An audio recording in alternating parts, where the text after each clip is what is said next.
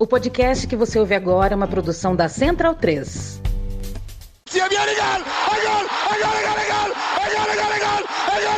Parte Pina! ¡Qué victoria! ¡Qué victoria! Non lo so che ha segnato, ma chi se lo sa? Tardelli!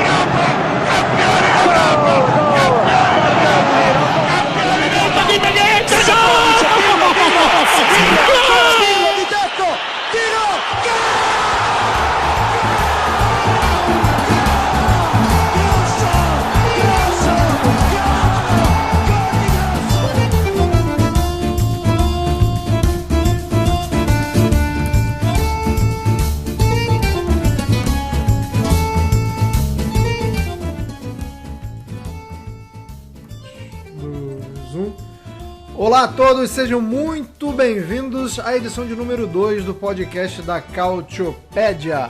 Muito obrigado a você que ouviu a primeira edição. Seja bem-vindo você que está chegando agora. Espalhe a palavra para os desavisados por aí. Se você conhece alguém que gosta muito de futebol italiano, manda para ele e fala assim, não sei se você conhece, mas tem essa galera aqui agora na Central 3 da Cautiopédia. Acho que você vai gostar, faça o nosso jabá também, a gente agradece e muito. Na segunda edição a gente vai falar sobre uma bomba, né, que se abateu sobre o campeonato italiano, sobre a Série A, a punição contra a Juventus. A Juventus que vinha fazendo aí negócios nebulosos, digamos assim, há muito tempo, era uma pedra cantada, enfim, aconteceu. A gente vai falar, aqui não é um documentário trololó do Hermes e Renato, mas vamos falar sobre a cultura killing da Juventus, né? Se é estelionato, pilantragem ou apenas uma inocente carraspana, como diria o documentário trololó, da cultura killing, cultura da Juventus, que inclusive não é novidade, né? A Juventus sendo punida, a Juventus sendo investigada. Então a gente vai falar muito sobre isso, vamos falar também sobre como isso se reflete no campeonato italiano, sobre as outras equipes. Vamos falar também sobre Inter e Milan, né? Até porque temos um campeonato italiano em andamento, embora já esteja muito bem encaminhado o título, mas a gente tem um Derby della Madonnina vendo aí. Então a gente vai falar também sobre essa dupla de Milão que se enfrenta na Série A, e a gente vai falar muito sobre a história e sobre como também será ou não afetada essa dupla de Milão diante dos últimos acontecimentos no futebol italiano, no futebol e na justiça desportiva italiana. É claro que eu não estou sozinho nessa, então vou começar pelo meu braço direito, sempre aqui comigo, Caio Bittencourt. Bom dia, boa tarde, boa noite, Caio. Olá a todos. Eu apenas digo que não está fechado porque que não está fechado o campeonato porque eu sou adepto da ideologia de Lenny Kravitz. It ain't over till it's over. Acabou até acabar. Então, por favor, não. Se alguém disser para vocês que o Napoli é aquela palavra lá tal, não acredite. Isso é coisa da imprensa. Tá bom, então. Também está aqui comigo o Nelson Oliveira, editor da Cautiopédia. Estava comigo no primeiro episódio também. Bom dia, boa tarde, boa noite, Nelson. Chegamos agora com esse ambiente pantanoso, né, do futebol italiano para essa segunda epopeia nossa aqui no podcast da Cautiopédia. Olá, todo mundo. Pois é, o que eu tenho visto aí também é que de um lado tem uma galera aí, torcedores rivais da Juventus, que já estão querendo ir até em pré-julgamentos, utilizando coisas do passado para já tratar da equipe como culpada a priori. E, enfim, né, toda a questão de Calciopoli e outras polêmicas de arbitragem do passado, etc. e tal. E sem, na verdade, se ater às provas do processo atual, né? A gente vai falar um pouco mais, mas enfim, as provas são robustas, tem até, inclusive, diretores que são réus confessos, mas, enfim. Por outro lado, tem os torcedores da Juve que se acham perseguidos, né? Que tem até alguma parte da imprensa italiana fazendo muito feio fazendo coisas que não são do ofício jornalístico, né, apelando a sensacionalismos e tudo mais. Enfim, aqui a gente vai falar de fatos, vai estabelecer os fatos. E, infelizmente, também eu acho que uma coisa que a gente tem que falar é que um fato, pelo menos, a gente tem que evocar aqui um pouco até o Rogerinho do Ingá, né? Parafrasear. Ambiente de bilionário é ambiente de corrupção. Então, não tem santo, se você torce para time X, não se ache mais especial do que quem torce para o time Y. É isso. Ambiente de bilionário é ambiente de corrupção. Tá certa a indignação do nosso Nelson Oliveira. Também vamos apresentar aqui Charlie Moreira. Charlie, que participou com a gente no nosso saudoso podcast Cautio Pizza. Agora a primeira participação, espero que de muitas, no podcast da Cautiopédia. Bom dia, boa tarde, boa noite, Charlie. Fala, gente. Muito feliz de estar aqui de volta, de poder conversar sobre futebol italiano com vocês. Hoje tem muitos assuntos quentes aí para a gente debater, né? Principalmente relacionado à Juventus, a punição que ela sofreu e, mais importante ainda, né, como que isso vai afetar a Série A nesse primeiro momento, nos próximos capítulos. Então, assim, muita coisa para a gente debater. Então, vou ser bem breve aqui para a gente poder ter mais tempo para conversar sobre Série A, sobre futebol italiano. É isso, não segurou a bola, soltou, né? Recebeu, levantou a cabeça, já passou.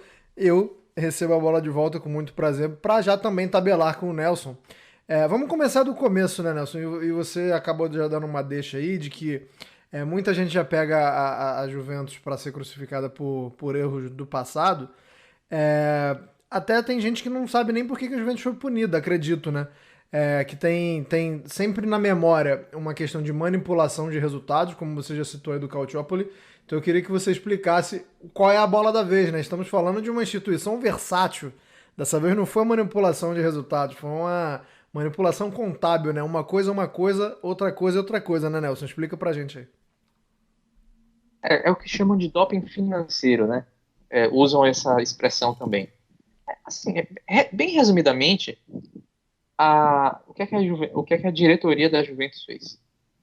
A parte financeira da Juventus, né? A parte da diretoria financeira ao lado da diretoria executiva.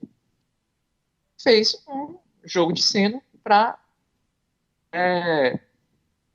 falsificar valores de transferências, para que o balanço financeiro entregue às autoridades competentes da Série A, da Federação Italiana, etc., desse um valor que fosse positivo para ela.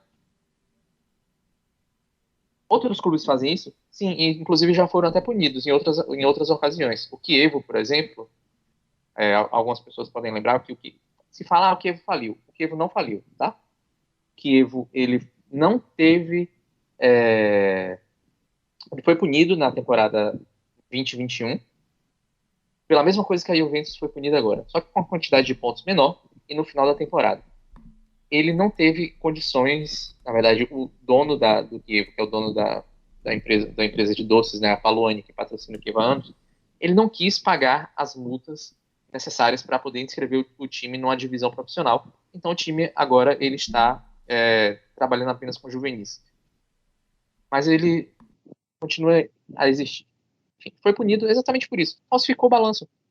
Sabe, digamos assim, vamos trazer aqui para a realidade. Sabe quando você vai fazer a sua declaração de imposto de renda e você chega lá e bota um número falso?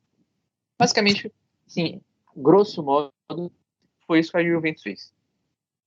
Só que existe uma questão diferente em relação da Juventus em relação a outros clubes. A Juventus, ela precisa seguir práticas internacionais de governança financeira porque ela está cotada na Bolsa de Valores da Itália. Então, ela não pode... Existe uma coisa chamada Comissão de Valores Imobiliários e ela tem que seguir as regras que estão dispostas para você ter uma sociedade, ter ações na Bolsa, você precisa seguir regras. E a Juventus não seguiu. Outros clubes que também foram investigados e que não há provas tão robustas, na verdade, eventualmente não chega nem a haver provas, só foram até multados, só foram multados mesmo. Não foi identificado uma lesão assim que de nível esportivo que justificasse a perda de pontos. Eles foram absolvidos na esfera esportiva, só foram multados. Esses outros clubes, eles não estão cotados na bolsa. Então, eles precisam seguir regras menos rígidas. Então, por exemplo, casos bastante... a Juventus negociou muito com a Sampdoria, por exemplo, colocando uma equipe aí da primeira divisão entre as citadas. A Sampdoria não está cotada. Então, não precisou ter esse nível de rigidez. Porém, aí a gente pode falar mais à frente, tem outros clubes que estão cotados na bolsa, como Lazio e Roma. E a Roma, por exemplo, está na próxima... no próximo julgamento marcado, a Roma é uma das res.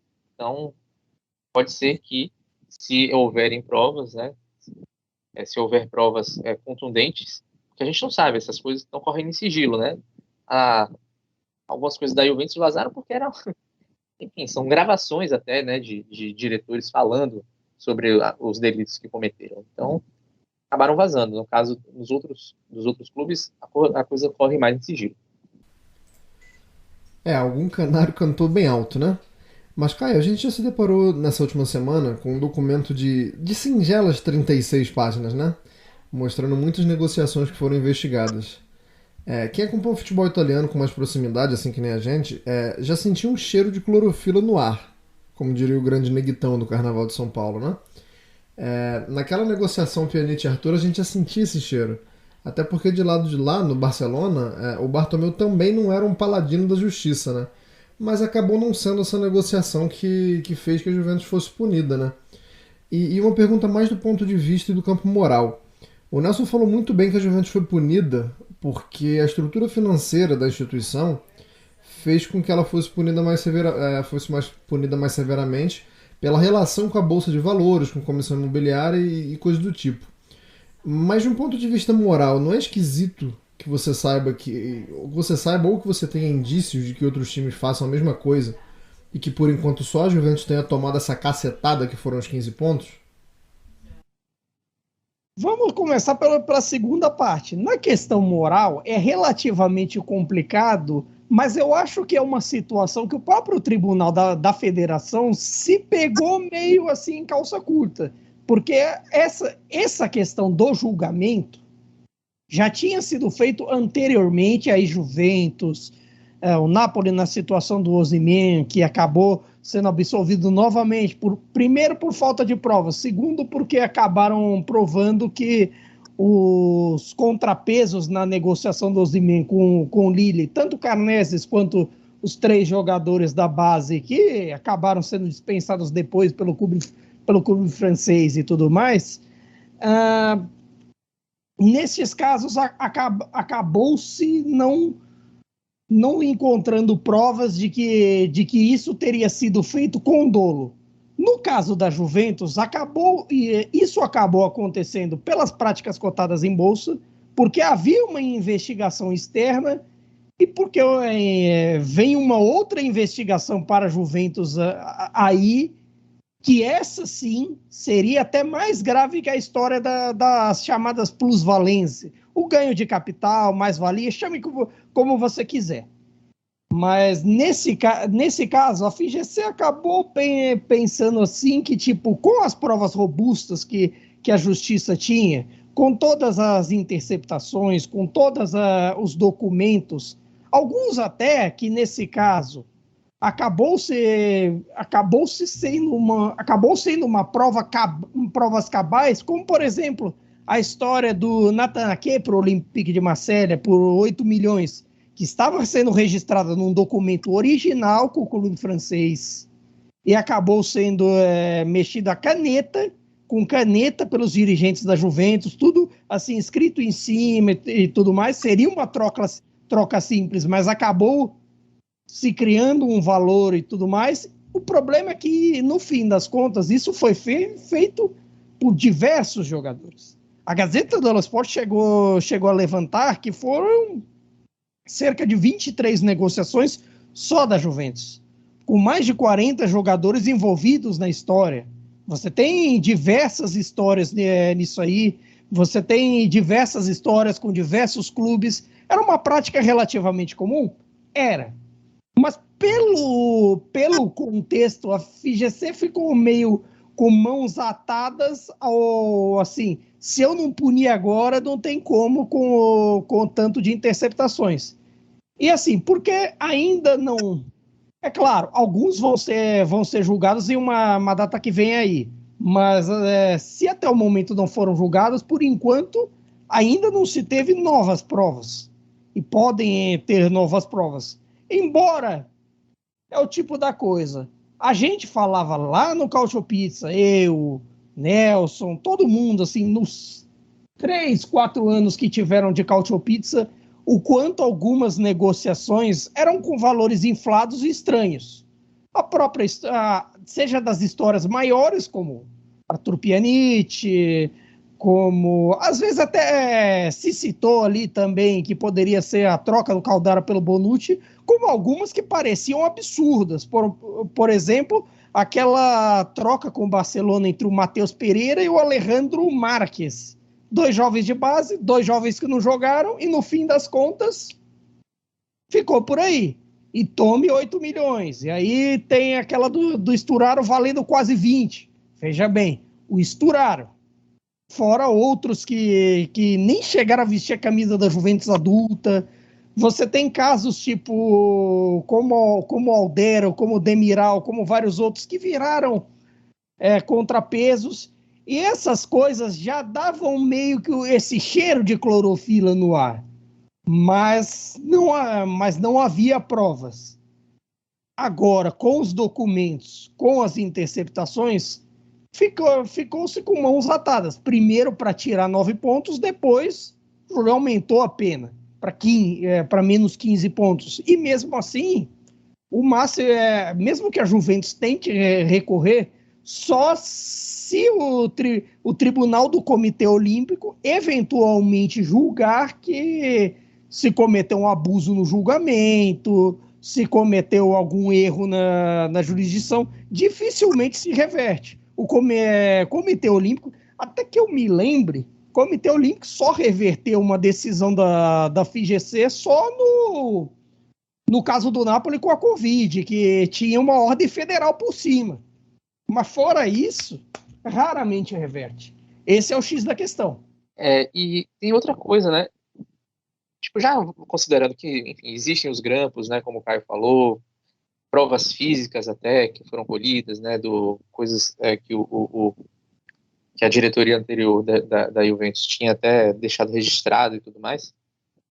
A grande questão Caio falou do quanto a gente comentava anteriormente sobre as práticas da Juventus. E quando a gente já falou sobre os salários altíssimos que ela pagava para alguns jogadores e tal, em contraposição ao que a gente falava anteriormente, de como a gestão do Andrea Agnelli tinha conseguido fazer a Juventus se recuperar, né, depois dos anos horríveis, né, ali da punição do Calciopoli, anos ruins na Série A, e depois veio o enfileirando de títulos. Só que até certo ponto, 2017, depois que a Juventus perde a segunda final da Champions League, a diretoria resolve dar uma guinada no projeto. O projeto era bem mais simples do que o que viria a ser colocado no lugar depois, né? Pegavam jogadores mais baratos, valorizava, e aí, e assim, começaram a ir atrás de gente que ganhava salários muito altos para tentar ganhar a Champions League, que virou uma obsessão. A contratação do Cristiano Ronaldo foi o ápice disso. É coincidência de que logo depois que a Juventus começa a entrar nessa nova fase de mercado, que é a partir daí que começam as negociações obscuras, não nos leva a crer. Essa não foi uma conclusão que se chegou no julgamento, né? A sentença não faz esse tipo de juízo. A sentença apenas faz um juízo que houve doping financeiro com dolo e que por isso a Juventus merecia perder pontos. A gente, jornalisticamente, pode ver que tudo se encaixa, né? Parece que esse doping financeiro foi feito para cobrir esses investimentos enormes que tiveram que ser feitos. Porque se a Juventus não tivesse com saúde financeira, caso mostrar saúde financeira, né, para a UEFA e para os órgãos de controle italianos, é assim, né? Saúde financeira a Juventus não vai deixar de ter, né? A família Agnelli é dona de meia Itália, e não só. Né? Qualquer carro que você vê aí, tipo, de metade dos carros que são negociados no mundo, boa parte é deles. Então, assim, não falta dinheiro, só que a questão existem práticas que devem ser respeitadas. Você não pode sair colocando mais dinheiro, não é mais mecenato. O esquema de mecenato, de que existe um dono que vai botando dinheiro infinito no clube, não existe mais, existem práticas. E tudo leva a crer que a Juventus estava falsificando esses balanços com esse tipo de negociação para encobrir esse tipo de aporte de capital que permitia que ela contratasse um Cristiano Ronaldo, pagasse 7 milhões para o Rabiot, 7 milhões para Henry Khan, para o Ramsey, e por aí vai. Então, assim, se a gente for parar e fazer retrospectiva, essas peças se encaixam, e aí a gente vê que o projeto perfeito do Agnelli, depois, para tentar manter uma aparência, ele começou a cometer coisas totalmente reprováveis, para não dizer crimes, né? Porque, enfim, existem processos criminais, a gente pode falar sobre isso depois, até sobre a questão de redução de salário, de jogadores que foi negociada por baixo dos panos e tudo mais. Enfim, virou um jogo de aparências. Ô Charlie, eu queria jogar para você a seguinte questão. A gente está falando da maior instituição esportiva italiana, muito também por ter relações com inúmeros outros ramos da indústria, da sociedade. Uma crise na Juventus é uma crise no futebol italiano? Ou a gente tem que separar e responsabilizar só a Juventus pelos erros dela e deixar todo mundo, todas as outras equipes, até que se prove o contrário, fora dessa discussão? A gente está falando de um clube que dominou o país durante alguns anos. Então, para que a galera pudesse bater de frente, ou tinha que ser muito criativo, ou tinha que adotar táticas muito parecidas, né, para se igualar em questão de competitividade mesmo, né, no campo e bola, no futebol.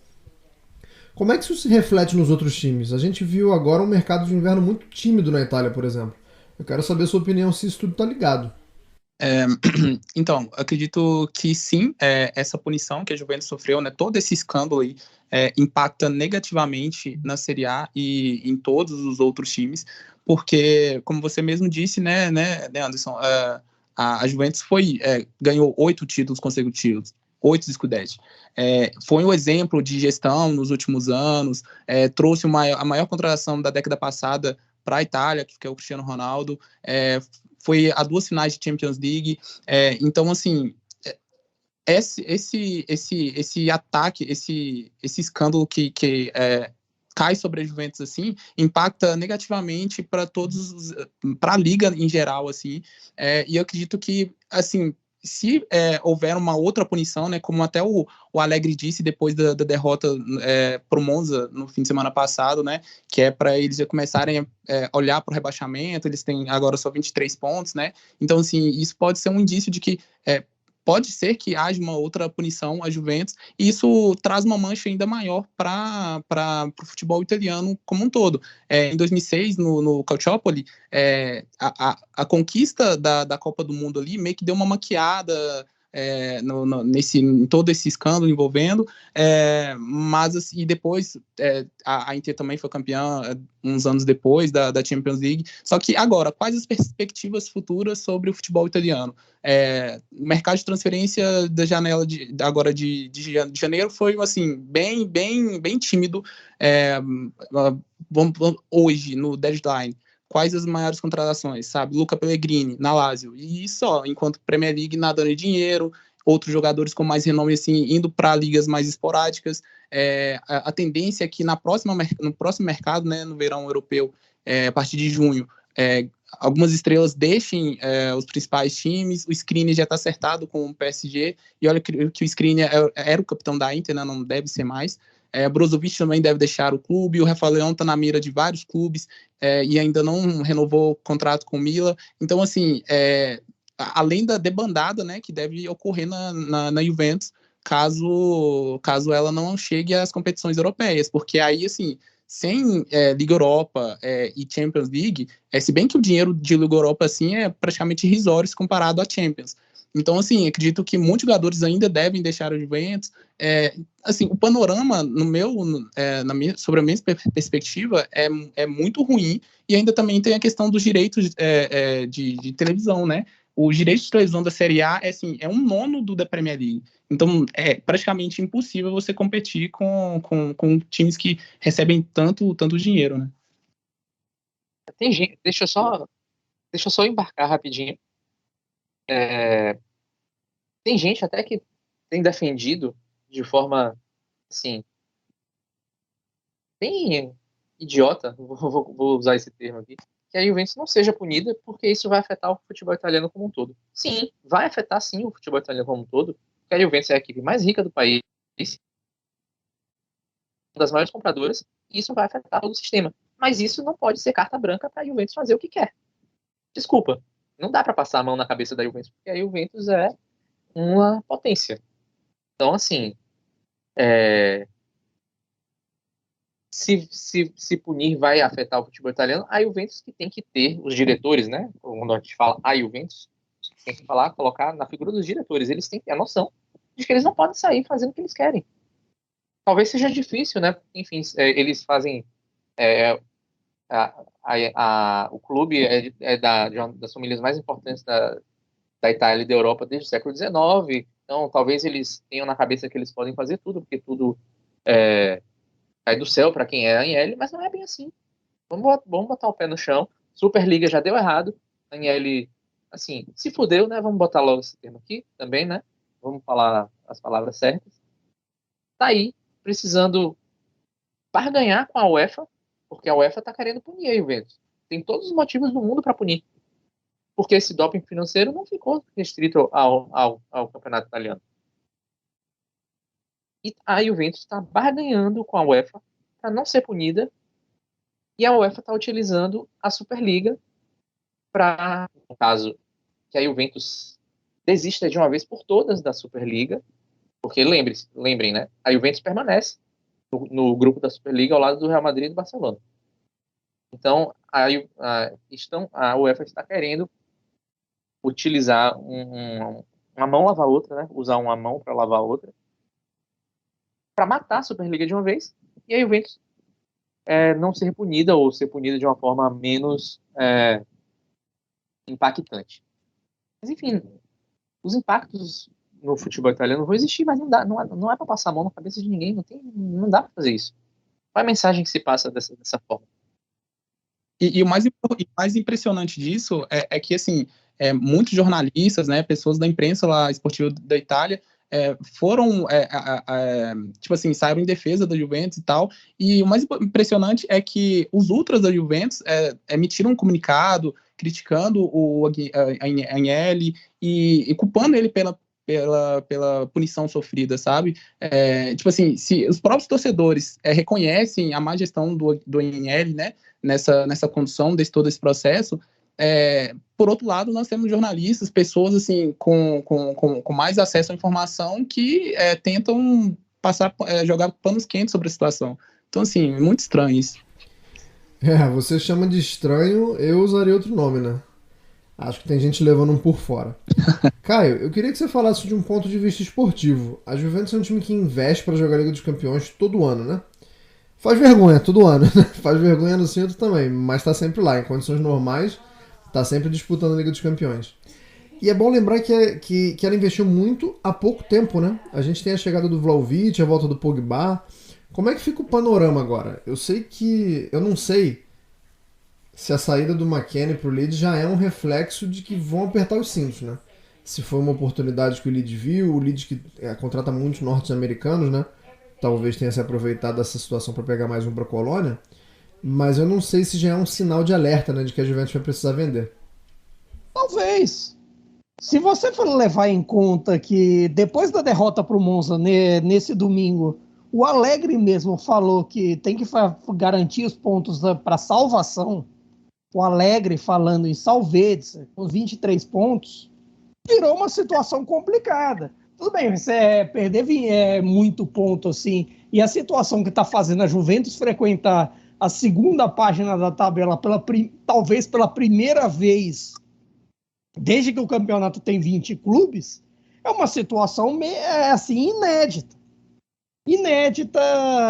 de crise. É claro que assim, eu discordo da ideia que seria uma pena para o campeonato, que seria uma pena para ela mesma, mais para ela mesma, por conta desse tipo de ações, por conta desse tipo de realidade que não é tão feita em outros clubes, pode ser feita, mas não na condição que foi feita na Juventus nesses últimos anos, e com relação até alguns dos parceiros comerciais da Juventus nesses últimos anos, vale dizer Atalanta, vale dizer Sassuolo, vale dizer Sampdoria, o Genoa, na gestão antiga do Preziosi também tinha muito disso.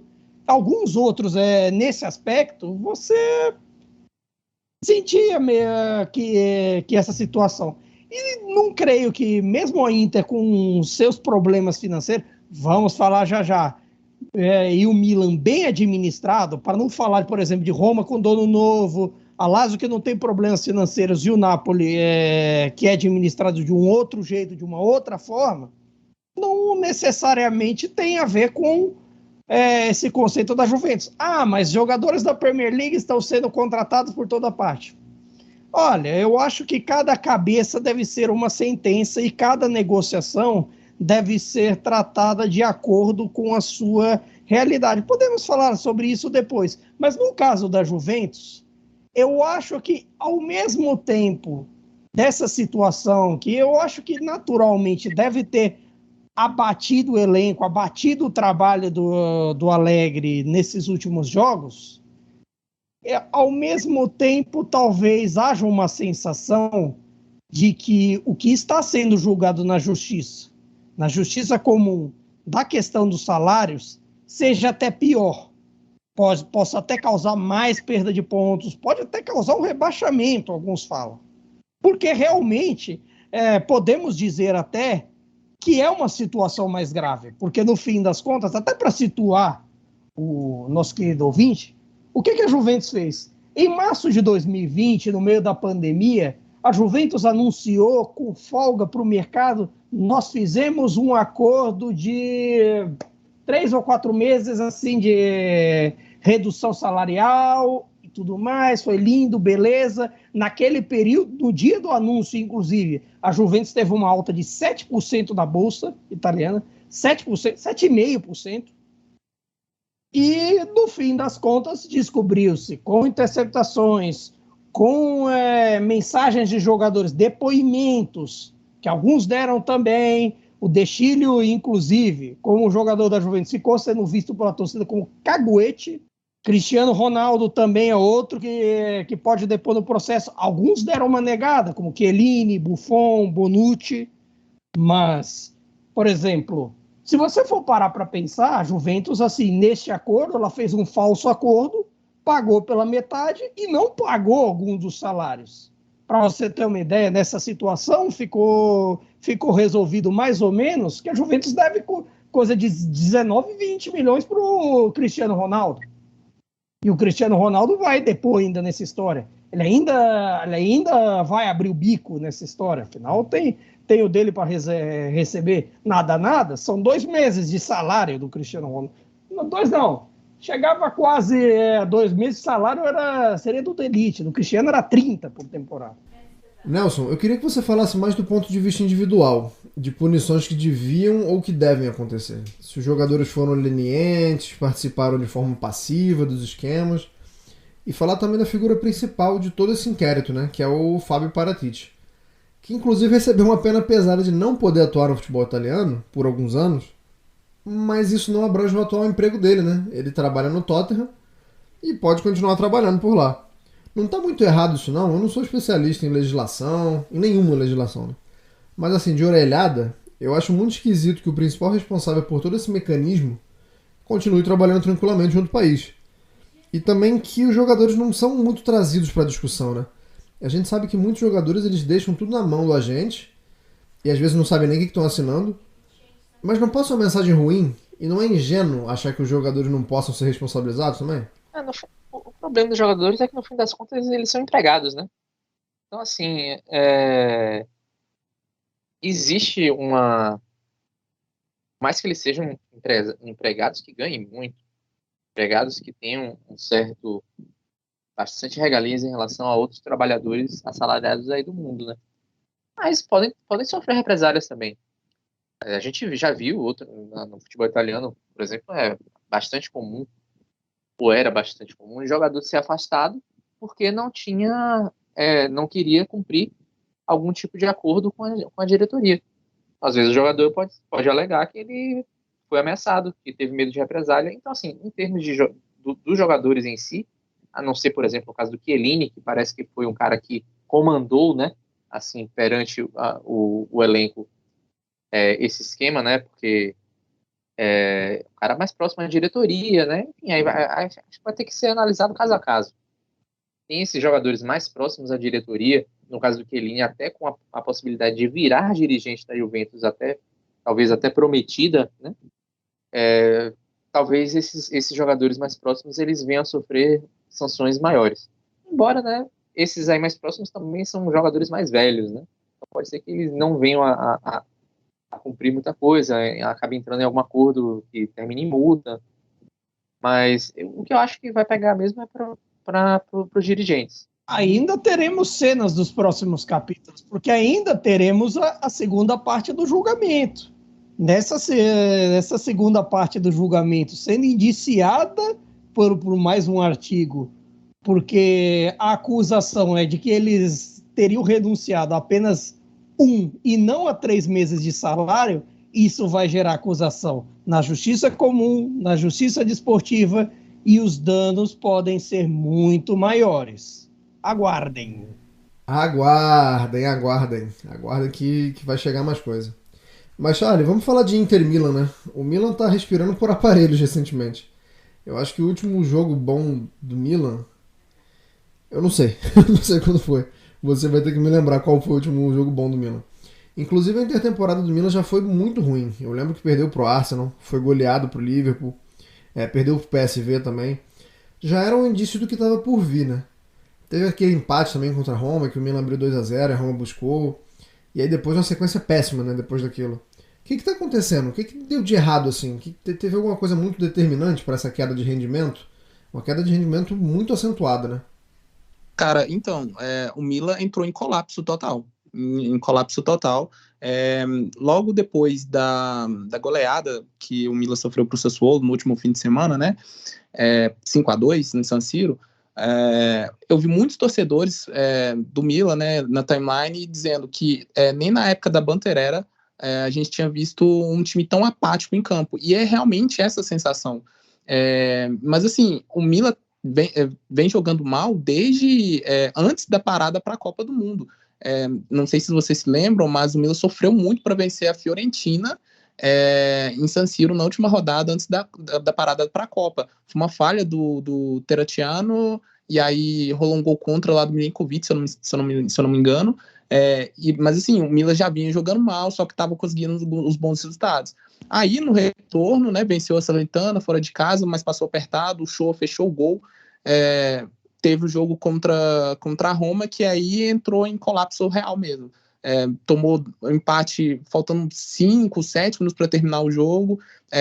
E o mais impressionante é que o Milan assim, começou tomando um gol. Tomou um gol da Salernitana, tomou 2 gols da Roma, tomou 3 gols da Inter na Supercopa, tomou 4 gols da Lazio, tomou 5 gols agora do Sassuolo. O próximo fim de semana vai ser 6, a Inter vai ter a chance de dar o troco daquele 6-0 de 2001, porque assim, o time tá horrível. Tem no jogo contra o Sassuolo, né, tem um lance em que o Theo, ele abdica da jogada no gol do Fratesi. Tipo assim, ele tinha que marcar o Berardi assim, e ele abdica da jogada. Então parece que tem alguma coisa acontecendo para além das 4 linhas, sabe? Parece que alguma coisa interna. O Pioli, que assim, a diretoria diz que é para apostar em jovens, mas o Pioli dá chance aos jovens. Contratou o Thiago, contratou o Vranckx, contratou o De Ketelaere, mas assim, o filme de todos estão queimados. O Adli, que estava comendo a bola lá no Bordeaux, mandava e desmandava no time, jogava em tudo quanto é posição, e hoje nem chance recebe no Milan, sabe? E em contrapartida, o Pioli confia nos jogadores, os quais ajudaram ele a conquistar o primeiro título da carreira dele, né, que foi o Scudetto da temporada passada.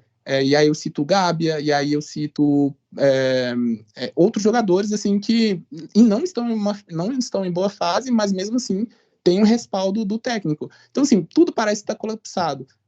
O Milan não conseguiu vender jogador nessa janela, trouxe só um goleiro, agora eu esqueci o nome dele, mas assim, não tem chance, porque o Tatarusano tá lá, na manhã machucou, tem assim, 5 meses que o cara tá fora, contando desde o período antes da Copa do Mundo. E ninguém sabe dar uma explicação concreta sobre qual a lesão do cara, o que ele tem, prognóstico de volta. Fala-se do primeiro jogo da Champions League, das oitavas de final contra o Tottenham. Mas, assim, não é certeza. Então, assim, o Milan tá perdido, os torcedores não sabem o que fazer, o Pioli mais perdido ainda, e, assim, a gente não sabe qual é a perspectiva desse time pros próximos jogos. O pessoal tá mais perdido que cupim metalúrgica. Caião, do outro lado a gente tem a Inter, né, que tá na segunda posição. O time não vem jogando bem, mas consegue resultado. Exceto aquela derrota pro Empoli, né? Exceto aquela derrota, tem conseguido os resultados. Sempre com dificuldade. E não é só no campeonato italiano, na Copa também. A gente vê que tem alguns jogadores em fim de ciclo. E queria que você se aprofundasse um pouco mais nisso, se isso já está interferindo no nível da equipe. Mais cedo a gente falou até de uma possível saída do Brozovic, da saída confirmada do Skriniar. Essa queda de rendimento, ela já é consequência disso? Eu acho que é um pouco de tudo.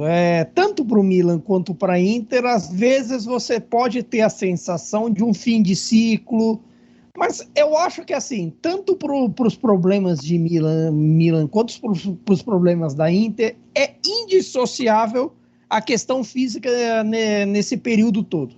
Para a temporada da Inter é meio clara, se você levar em conta que, por exemplo, o Brozovic, nos últimos tempos, ele só teve saudável em 2 meses dessa temporada 22-23, novembro e dezembro, e no Catar. A gente viu o quanto o Brozovic foi espetacular no Catar pela seleção croata, mas não conseguiu ser na Inter por conta das questões físicas, dos problemas físicos.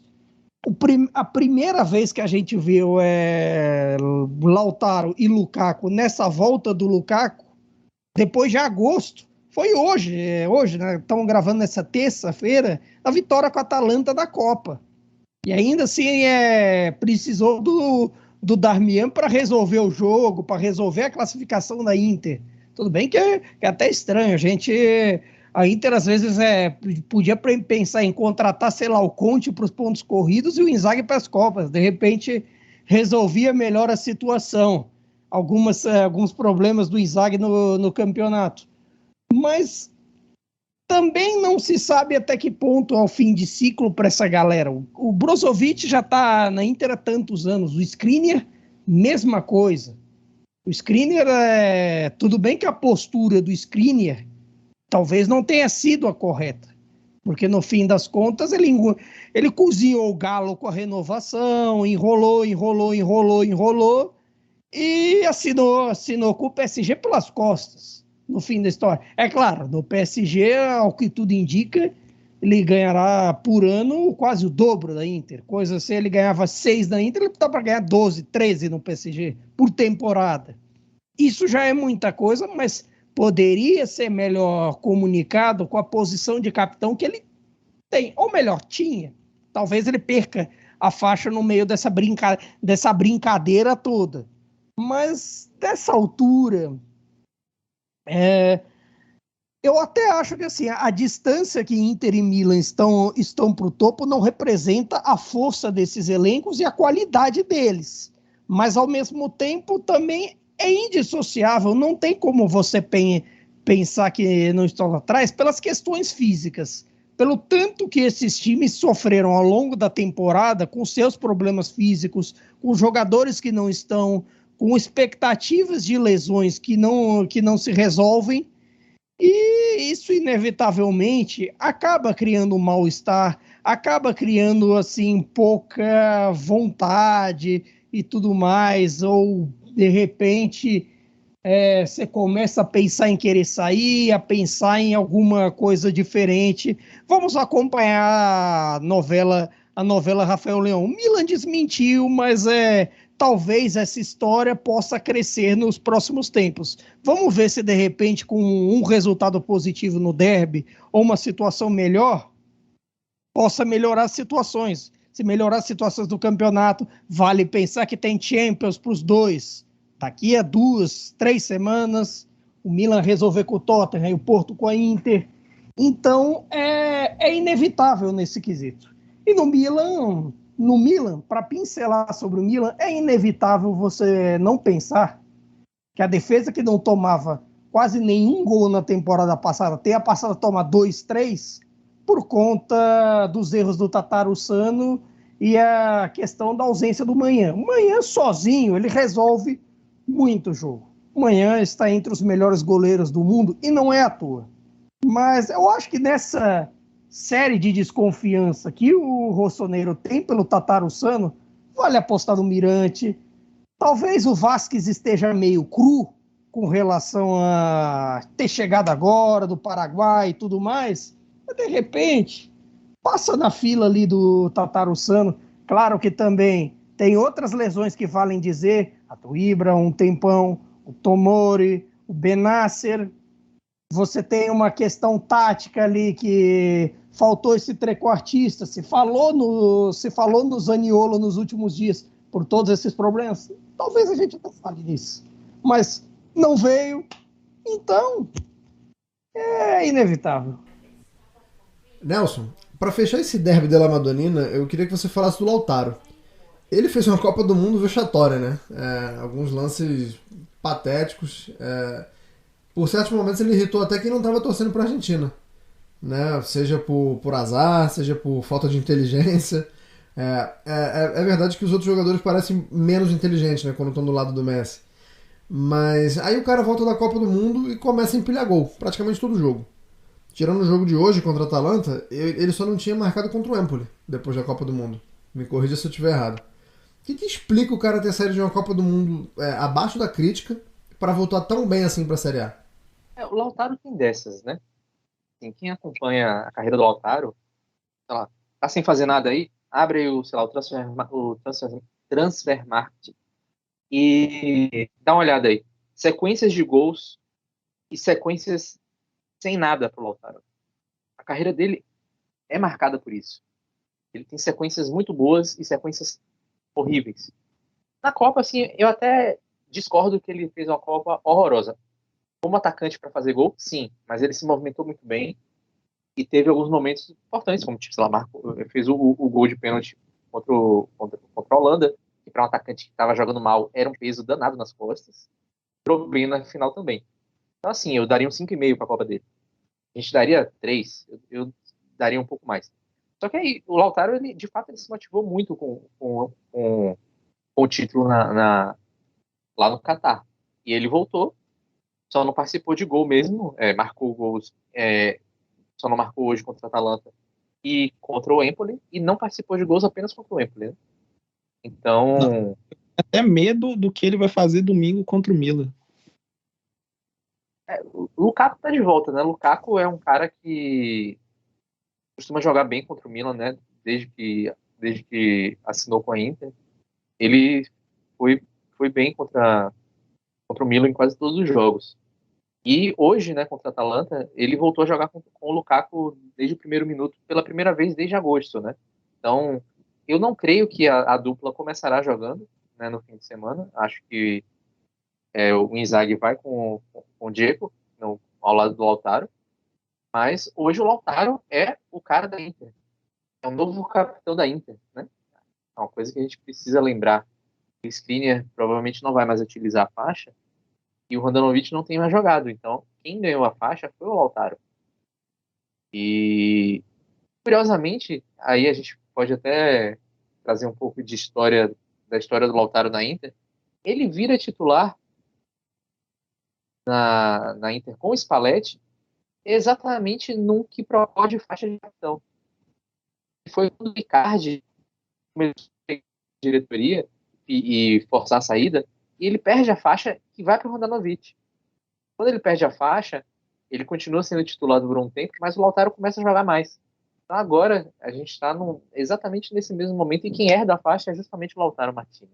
A gente vê que entre vários jogadores que parecem desmotivados no futebol italiano de maneira geral, o Lautaro ele mantém a motivação, ele quis permanecer na Inter, ele falou sobre isso, mas pode acabar sendo sacrificado, já que a Inter não conseguiu fazer vendas tão altas, ou não conseguiu de fato vender.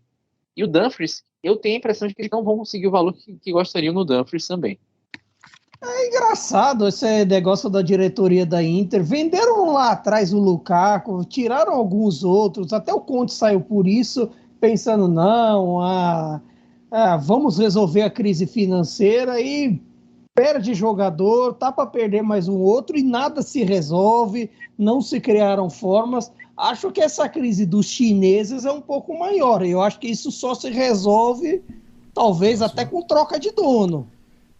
Parece um barco que tá entrando água, e ao invés de você consertar o casco, você fica com balde, né? Tirando a água. Tentando tirar a água lá de dentro.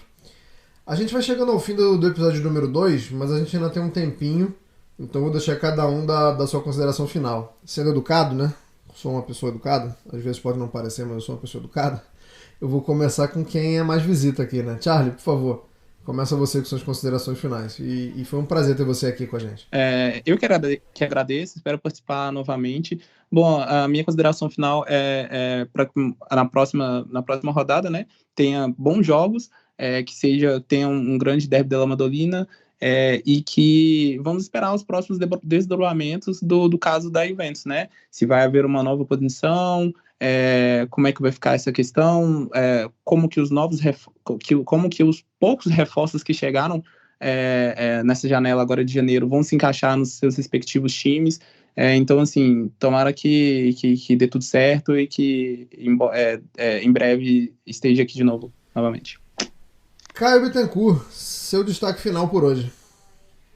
Rapaz, eu vou fazer um destaque duplo nessa história, pensando no clássico do último fim de semana entre Napoli e Roma. Primeiro do Napoli é aquela questão assim, dos reservas entrando nos jogos e as mexidas do Spalletti com a consagração do Simeone, claro. Também eu acho que vale um sinal de alerta para algumas questões defensivas, alguns momentos meio errôneos do Kim Min-jae, que quase entrega um gol ali de cabeça contra ali o Merê. Tem o Hackman às vezes uma coisa ou outra. Eu acho que assim, talvez eles não estejam no momento ideal que estiveram em boa parte do primeiro turno, e isso há de se corrigir para manter a equipe dos trilhos, manter toda essa situação. Agora, o da Roma, eu confesso que me surpreendeu. Não pelo desempenho, porque o desempenho foi bom mesmo com a derrota. Os desempenhos da Roma na luta pelo G4, em que está todo mundo colado, em que se você for parar para pensar, do pelotão entre a Inter segunda e a Roma sexta, tem 3 pontos de diferença, e nesse momento talvez só Inter e Milan estejam meio preocupados com seus desempenhos, porque a Atalanta e a Lazio têm feito bem, têm feito bons jogos também. Mas sobre a Roma, o que me surpreendeu nessa história toda, primeiro foi ver um cara como o Mourinho festejando a derrota para o Napoli, a tal ponto de tirar foto do vestiário, né, não sei o que seria um time que podia ser de vencedores, se estava orgulhoso e tal. É muito incomum essa história.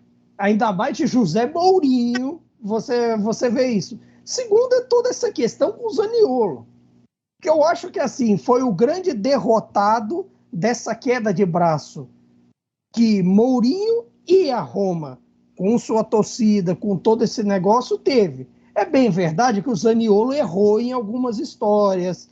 É bem verdade que ele talvez tenha pensado que, sei lá, o Bournemouth fosse pouco para ele, mas de repente ele está a arriscar, se de repente, se ele não volta atrás, a ficar 6 meses sem jogar, e não é por lesão, é por confusão com o treinador.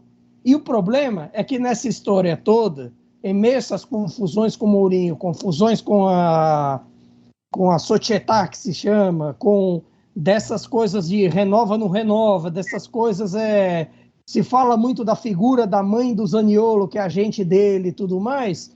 No meio dessa história toda, ele vai perder espaço, vai afetar, já afeta a relação dele com a Roma, de um cara que foi o autor do gol, do título da Conference, do título que tira a Roma de uma seca de 14 anos sem nada, afeta a relação, afeta o futuro, pode afetar o futuro dele na seleção e o futuro dele técnico, no fim das contas. Porque, assim, se você for olhar o desempenho da Roma, com o Dybala, com o Abraham, com o Pellegrini, a Roma sente falta do Zaniolo? Eu diria que não. E nessa história toda, o Zaniolo pode ter saído como o maior derrotado, mas também não justifica o que alguns torcedores da Roma fizeram, com ameaças a dar com pau nessa história toda com o Zaniolo, com coisas assim que foram até crime, mas que, assim, no quesito campo e bola, talvez o Zaniolo seja, por enquanto, seja o derrotado nessa disputa. Mas teremos cenas dos próximos capítulos. Eu acho que eu vou me ater a um ponto que você falou agora, que é o seguinte, né? O Zaniolo é um jogador que passou um bom tempo sem jogar por conta de lesões.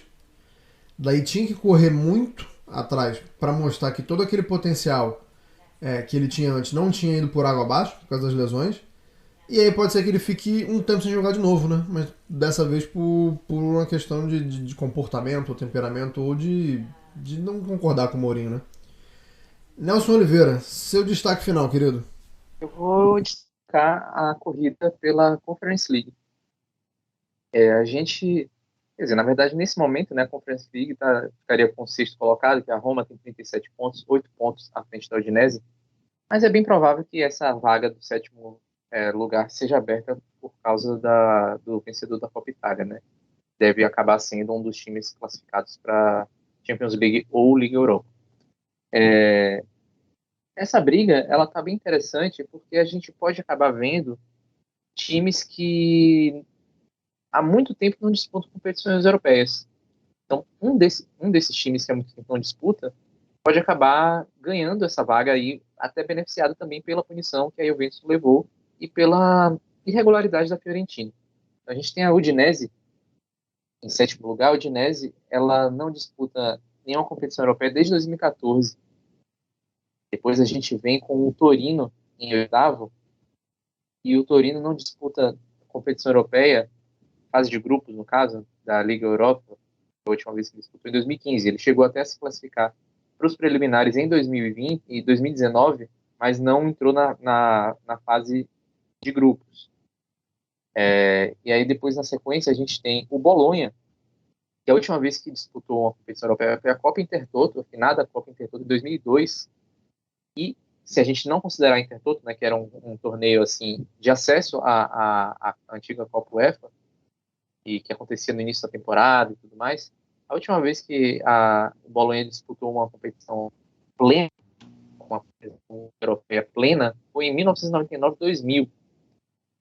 E aí depois a gente tem o Empoli, a sequência, que não disputa desde 2008, e ali já na 11ª posição, mas ainda tendo são 4 pontos apenas de diferença para a Udinese. A gente tem um 11 que jamais jogou uma competição europeia, né? Então, a gente pode ter uma história bem interessante aí nesse final de temporada. Olha, você despertou algumas memórias aqui que eu nem sabia que eu tinha, hein? Esse time do Bolonha que você falou no final do século, ou ali na temporada 2001-2002, eles tinham uns caras muito bons ali. Eu lembro que eu jogava muito Championship Manager, na maioria das vezes com a Juventus, e eu tomava muito cascudo do Bolonha, viu? Eu ganhava dos grandes e perdia pro Bolonha. Tinha o Pagliuca já em fim de carreira, tinha o Omé, o camaronês, tinha o Júlio Cruz, lembro do Pecchia, lembro do Cipriani, que esse acabou nunca vingando, mas no jogo fazia um estrago, né? O Di Vaio estava nesse time? Não, o Di Vaio vem depois. O Di Vaio vem depois, ali já na virada da década.